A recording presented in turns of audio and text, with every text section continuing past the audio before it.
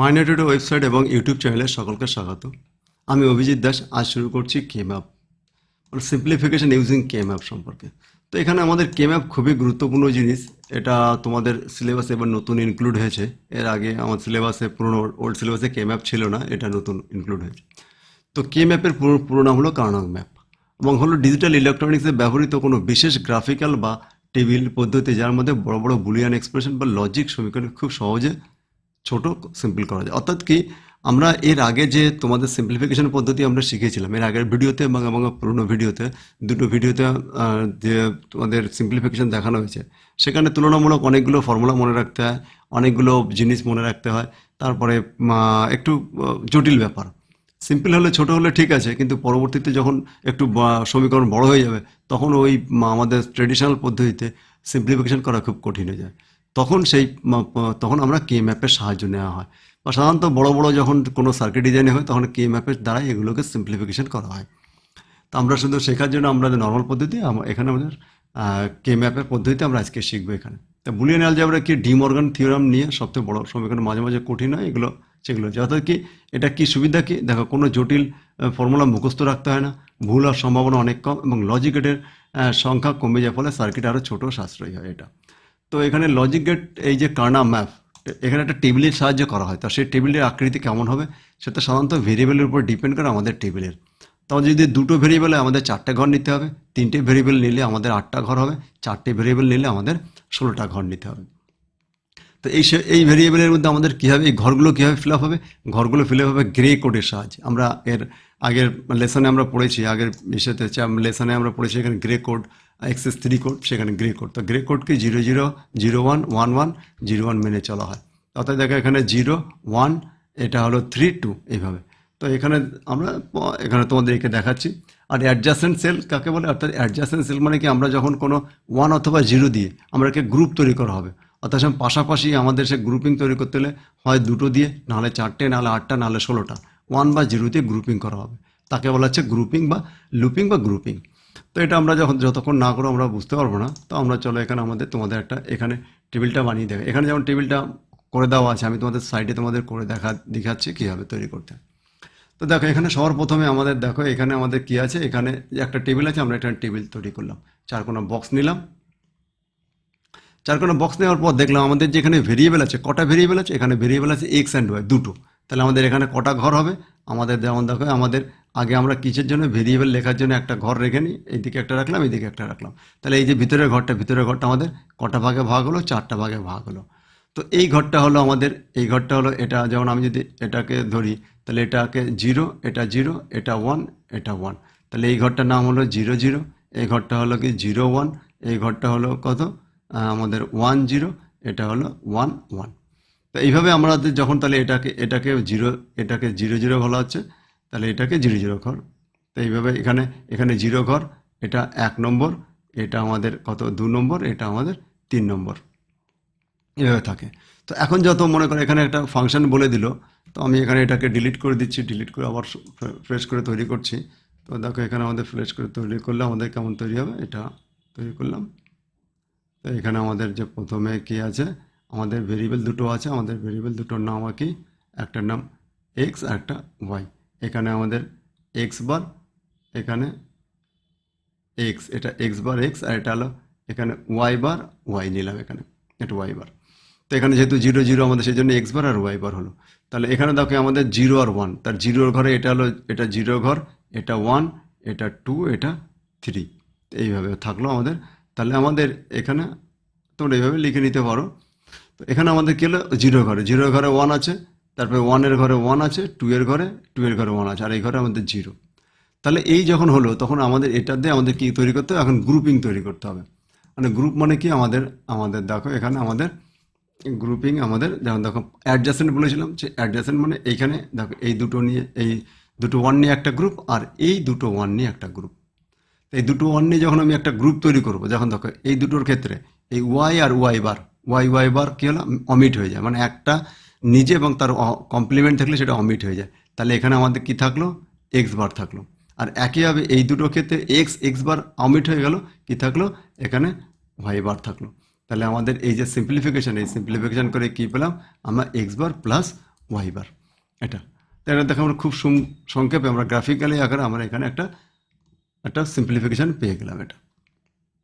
তো এটা তোমার একবার একটু ভালো করে দেখবে, একবার শুনবে, তারা বুঝতে পারবে। তো আমরা পরে আর একটা তোমাদের এখানে দেখাচ্ছে, এখানে যদি থ্রির এখানে এক্স ওয়াই জেড আছে থ্রির ক্ষেত্রে, এটা থ্রি হলে আমাদের কটা কটা ঘর হবে, 8টা ঘর হবে। তো আমি এখানে তোমাদের দেখো, এখানে আমি যে আমাদের 8টা ঘর বানিয়ে দেখাচ্ছি। তো এখানে আমাদের আমি এক্স ওয়াই জেড কী কী করবো, আমাদের এখানে আমাদের কী কী আছে, এক্স ওয়াই জেড আছে। তাই মনে করো এখানে এখানে কোনো একদিকে আমি এইদিকে নিলাম, এইদিকে দুটো নিলাম, এটা এক্স বার হলো, এটা এক্স বার, এটা এক্স। আর এইদিকে আমি কী হলো, ওয়াই জেড আছে। তাহলে এখানে ওয়াই জেড হলে এখানে আমাদের কটা ঘর হবে, আমাদের এখানে 4টে ঘর হবে। তো 4টে ঘর হবে, তাহলে এখানে ওয়াই বার জেড বার, মানে এখানে 0 0, এখানে 1, তাহলে এখানে এখানে ওয়াই বার জেড, আর এখানে ওয়াই জেড, এখানে ওয়াই জেড বার। তার মানে এখানে দেখো, তাহলে আমাদের যদি এই ঘরটা হলো 0 নম্বর ঘর, এটা 1 নম্বর ঘর, এইটা 2 নম্বর, এইটা 3 নম্বর, এটা কিন্তু খেয়াল রাখতে হবে। 0 1 2 ওখানে 0 1 3 2, তারপরে এখানে আমাদেরকে 2 হলো, মানে 3 হলো, এটা 4, এটা 5, এটা 6, এটা 7। এই জায়গাটা তোমাদের সবসময় খেয়াল রাখবে যে আমাদের কোথায় কোনটা আমাদের ইউজ করা হচ্ছে। তো এখানে আমরা মার্কিংগুলো এখানে সবগুলো করে নিলাম। এখানে এটা আমাদের মার্কিং করা হয়ে গেল। এখানে এই ঘরের সংখ্যা এটা। তো দেখো এখানে আমাদের যেটা লিখেছে 0 1 0 1 3 4 5 7। তো এখানে আমি তোমাদের কালারটা একটু চেঞ্জ করে দিই। তাহলে দেখো এখানে আমাদের এখানে কী আছে, এখানে কোথায় কোথায় 1 বলেছে, 0-এর ঘরে 1 বলেছে। তো আমি 0-এর ঘরে 1 লিখলাম, তারপরে কী বলেছে 1-এর ঘরে 1, তাহলে 1-এ 1 বসালাম। 3-এর ঘরে 3 কোথায়, এখানে 3-তে 1 আছে, তারপরে 4-এও আছে, এখানে 4-এর ঘরে 1 আছে, 5-এ আছে, আর 7-এ আছে। তো দেখো এখানে খুবই সিম্পল জিনিস। তো এখানে দেখো আমরা সর্বাধিক আমাদের ম্যাক্সিমাম যতটা হয় আমরা সেইগুলোকে আমরা কী করব, আমরা কোয়াড বানাবো, আমরা অর্থাৎ গ্রুপ তৈরি করবো, লুপিং করব। তো এখানে আমরা যদি গ্রুপ তৈরি করি, তা দেখো এখানে আমাদের এখানে কোনটা কোনটা আছে, দেখো এখানে আমি যদি এই 4টে মিলে একটা গ্রুপ তৈরি করলাম, আবার এই 4টে মিলে আমরা একটা গ্রুপ তৈরি করলাম। তো এখানে 2 4 8, 6টা আছে, 6টা হবে না, 2 4 8। তো আমি যদি এই 4টে গ্রুপিং তৈরি করলাম, আমি প্রথমে মনে করো এই 4টে ধরছি আমি তোমাদের। তো এই 4টে ধরলে আমাদের আমাদের এই দুটোর মধ্যে কি কি আছে, এই দুটোর মধ্যে দেখো এখানে কি আছে, ওয়াই বার জেড বার আর ওয়াই বার জেড। তো দেখো এখানে জেড বার আর জেড বাদ চলে গেলো, তাহলে এখানে বেঁচে থাকলো কি ওয়াই বার, এখানে ওয়াই থাকলো। একইভাবে এখানে এক্স বার কী হলো, আমাদের এক্স আর এক্স বার ছিল, দুটোই অমিট হয়ে গেল, তাহলে আমাদের কি থাকলো, আমাদের একটা পেলাম কি ওয়াই বার। অর্থাৎ কি এই চারটে আমরাকে 4টেকে সিম্পলিফিকেশন করে আমি শুধুমাত্র পেলাম কি ওয়াই বার। একইভাবে আমি যখন এই চারটাকে আমি এখন আলাদা একটু কালার দিয়ে তোমাদের বুঝিয়ে দিচ্ছি, আলাদা কালার মনে করো এটা নিলাম। তো এইখানে মনে করো এখন এই চারটা নিয়ে আমরা কী করবো, আটটা গ্রুপ তৈরি করেছি। তো এই 4টে গ্রুপে কী আছে, এখানে দেখো ওয়াই বার জেড আছে, এখানে ওয়াই জেড আছে। তাহলে দেখো ওয়াই বার আর ওয়াই এই দুটো বাদ চলে গেলো, তাহলে জেড থাকলো। আর এখানে এই দুটোর ক্ষেত্রে কি, এখানে আমাদের কি আছে, এক্স বার আছে, এই দুটোই অমিট হয়ে গেলো, এই দুটো অমিট হয়ে গেলো। তাহলে কি এখানে আমাদের এখানে কি থাকলো, এখানে আমি কি বললাম তোমাদের ওয়াই বার বাদ গেলো জেড, তাহলে এখানে প্লাস জেড। তার মানে কি আমাদের সিম্পলিফিকেশন করে এই যে পেলাম এতগুলো আমাদের আইটেম ছিল, সেখান থেকে আমি কি পেলাম y bar plus Z, sorry Z bar নয় জেড। তো এটা হলো আমাদের সিম্পলিফিকেশন।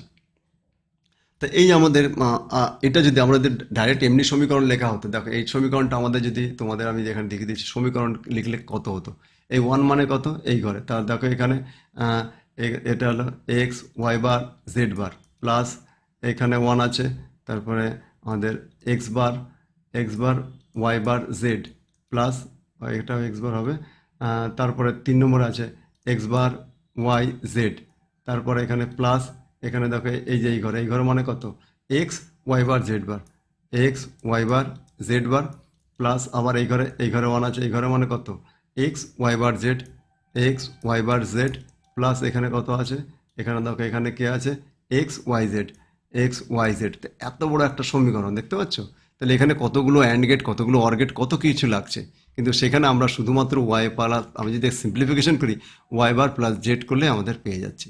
তো এটা হলো আমাদের সিম্পলিফিকেশনের একটা সুন্দর জিনিস, এবং যার কারণে আজকাল আমাদের ইলেকট্রনিক ডিভাইসগুলো এত ছোট হচ্ছে, আমরা কাজ করছি। তো এটা দেখো আমাদের এখানে তোমাদের বলা আছে, এখানে আর একটা বড় উদাহরণ দেওয়া আছে, এটা আমাদের আমাদের কি আছে চার ইনপুটের ক্ষেত্রে দেখো এখানে আমাদের আমাদের কি আছে এখানে 4টে ভেরিয়েবল আছে ABCD। তার জন্য আমাদের এত ম্যাক্সিমাম 16খানা হতে পারে। তো আমাদের যেগুলো দেওয়া আছে দেখো এখানে 0 1 2 আমাদের সেইভাবে এখানে এটা 0 ঘর 1 2 3 মানে 1 2 3 4 5 6 7। আর এখানে দেখো আমার খেয়াল করে রাখো এখানে 6 7 কিন্তু এখানে 8 এখানে একটা ঘর বাদ দিয়ে এটা কিন্তু আমাদের বাদ দেওয়া হয়েছে 8 9 10 11 এটা 12 13 14 15। আমাদের এই ঘরের নাম্বারিংগুলো কিন্তু খুবই মানে জরুরি। অর্থাৎ ঘরের নাম্বারিং যদি কোনো উল্টোপাল্টা করে ফেলো তাহলে কিন্তু আমাদের আর তোমাদের ইনপুট মানে আমাদের জিনিসটা ভুল হয়ে যাবে। তো এখানে 0 0 আর এখানে আমাদের এই যে ইনপুটগুলো এই ইনপুটগুলো কীভাবে লিখবে? তো দেখো প্রথমে 0 0 মানে C বার D বার, তারপরে 0 1 মানে C বার D, তারপরে 1 1 C D, তারপরে 1 0। অতএব কি দেখো এটা গেলে 1 মানে কি 0 মানে সব বার দুটোই বার। এটা 1 মানে কি এটা 0 আর 1 মানে 1। এটা 2 2 মানে কত 1 0 তার মানে C D। অতএব কি তুমি যে আমরা যে ইয়েটা করেছিলাম আমরা যে এখানে 0-র জন্য আমরা যেহেতু এখানে 4 ঘর এখানে অর্থাৎ এখানে 0 মানে এটা 0-র ঘর, এটা 1-এর ঘর, এটা 3, এটা 2। তো এটাকে বাইনারি করলে আমি যদি 2 ডিজিটে 0 0 বাইনারি 1 0 মানে কত 0 1, আর এখানে 3 মানে কত 1 1, আর 2 মানে কত তোমাদের 1 0। তাই দেখো এখানে আমি যদি এখানে A B নিই তাহলে A বার B বার, এখানে কত A bar B A B, আর এখানে কি হলো এখানে আমাদের তাহলে A B বার। একইভাবে এখানে CD নিয়েছে তো সেইভাবে CD।